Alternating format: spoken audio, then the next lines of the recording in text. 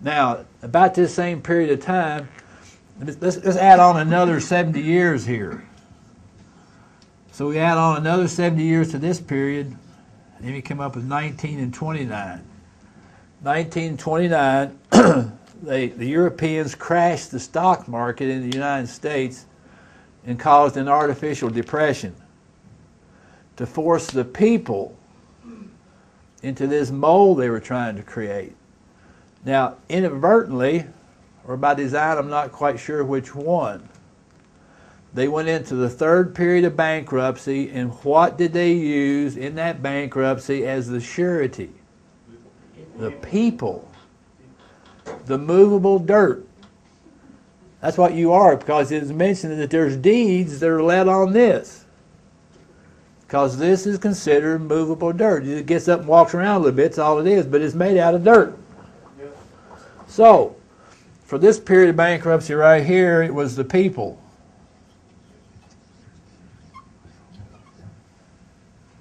As the surety. Now, that's why I say inadvertently or on purpose, I'm not quite sure which one it was. But there is a principle in the Old Testament that was adhered to by the Anglo people, which was the principle of slavery. Slavery is this, that if you cannot pay your debt, you can go into slavery and basically work it off. Slavery, do not confuse slavery with involuntary servitude. The African people here who were on North America were not here under slavery. They were here under involuntary servitude and peonage. Because you have to go into slavery voluntarily. It's not by conquest. And so, the people in the 50 states down there in Lower Canada went into slavery by their permission. Now, it is true they did so in ignorance. They did so in ignorance. However, it appears that the purposes of God were taken care of in this matter, because after the 70 years of slavery, the debt was paid. So if you add 70 on to 1929,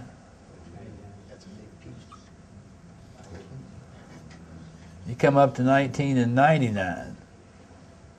Specifically, I believe it was November the 6th. I think. I can't verify that, but I think it was November the 6th. When the slavery and the bankruptcy was over with. Now, what does this mean to you or to the people there? It means that they can no longer be held as surety for the original debt that was incurred with East India Trading Company. If the people decide, can y'all see that? What is this thing held down by anything? No. If the people decide that they do not want to operate in bankruptcy any longer, they do not have to do so. And in your country, I believe it's the same thing. The dates might be varied just a little bit, but it's the same principles involved here. At the moment that you decide that you no longer want to be held into the bankruptcy, you can simply come out. And that is what I did. I am not a slave. Because by my labor, I paid for the debt that was originally incurred way back when. So we've spent a good deal of time, not just myself, but many others, who've been going around and teaching various concepts and so forth about what we call commercial redemption, to demonstrate how that you can come out of the bondage that you have previously experienced. Now, you do not have to come out if you do not want to. Most of the people in America, the United States, and so forth, have decided that they will stay in bankruptcy for whatever reason. Maybe it's more convenient or whatever. I'm not quite sure of the thing. But the issue is that you cannot be held in bankruptcy if you decide to come out of it. And so the techniques and the technology and so forth that we've been talking about here and in other seminars and so forth, we have tried to give you the tools, the technology, the knowledge, perhaps the desire to come away from what you've had to deal with in the past. And so most of the questions and most of the situations that we have addressed for the last, how long has it been? Well, Max was there. First seminar we did up in Seattle is in November of 2004. And since that time, we've had a chance to visit around across the United States and into some other foreign countries. We actually went to Australia and New Zealand, took the good word down there. But what we've been trying to teach people is how to come out of debt. In order to say you're free, you cannot have a lien against you. We start talking about unalienable rights. How can you exist in an unalienable right when you have a debt against it? And so most of the questions and conversations we had for the last 3 years is to try to demonstrate to people how it is that you can come out from under debt. Remember, I tell the funny story, I went to the doctor one time and I said, "Doc, every time I do this, it hurts." The doctor said, "Don't do that." And so it's the same thing. I go down to the bank and I say, "Hey, every time I go into debt, it hurts."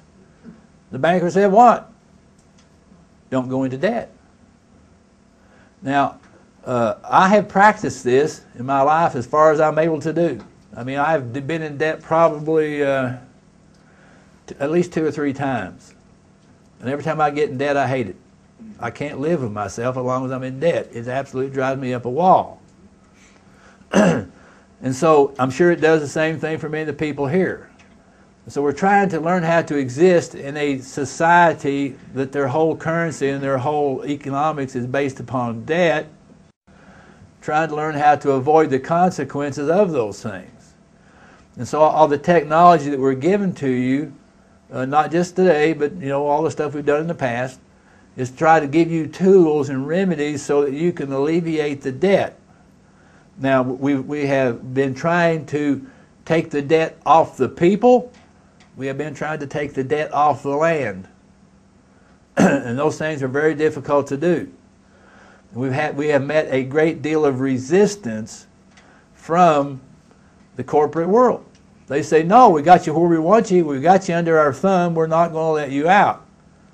And so we've had to, in some instances, resort to some pretty mean things from time to time. And so,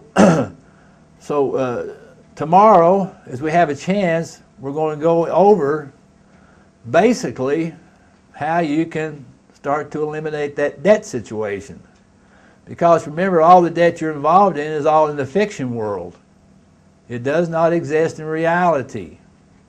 It's all a fiction because of what? The prepay. Everything in the public is prepaid. But there are a bunch of sharks and barracudas swimming around in the Sea of Admiralty out here who are relying upon the ignorance of the people so that they can keep them in bondage and keep stealing their sweat equity. And so those are the issues that we've been trying to demonstrate, and those are the issues we've been trying to teach, the technology, so you can overcome the sharks and barracudas. But I'll tell you right now, the sharks and barracudas have no intention of letting go. They have no intention of giving it up easily. So when you go out here and try to work some of this technology, you're going to run into resistance. Guarantee you. If anybody here not run into resistance with this?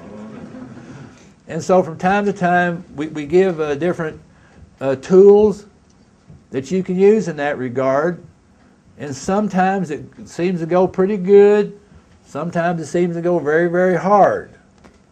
And so we are constantly on the move trying to develop the background so that you can come in and rectify the problems when you have the resistance. And it's kind of like turning a shark against a shark. And that's what we've basically done, because the corporations operate on the greed principle.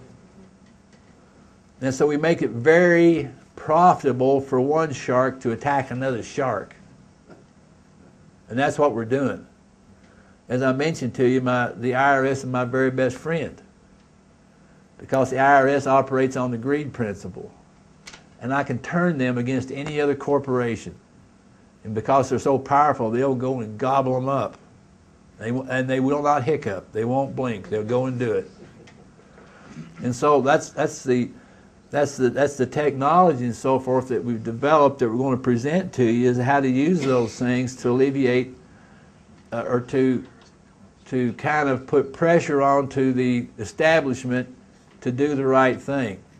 Now remember, a corporation is created as a fiction. It's created for the benefit of a real entity. But when the corporation stops acting for the benefit of its creator and starts to attack its creator, it has to be eliminated. You see what I mean? And so we're having just a little bit of resistance sometimes when we start eliminating corporations, because they get very excited. Because it appears that the majority of the people prefer to live that way. So we have those problems from time to time. Anyway, let's see, it's only 4:30, but we're just getting about to the point where we can quit. I don't want to start on to any kind of new thing. But let me just say that tomorrow what we want to do is to give you a further enlightenment in regards to bonding, to show you some of the remedies that you can use to protect yourself in the corporate world out there, and then to show you some technology so you can go and start to do a little bit of hammering yourself. Did you have a question?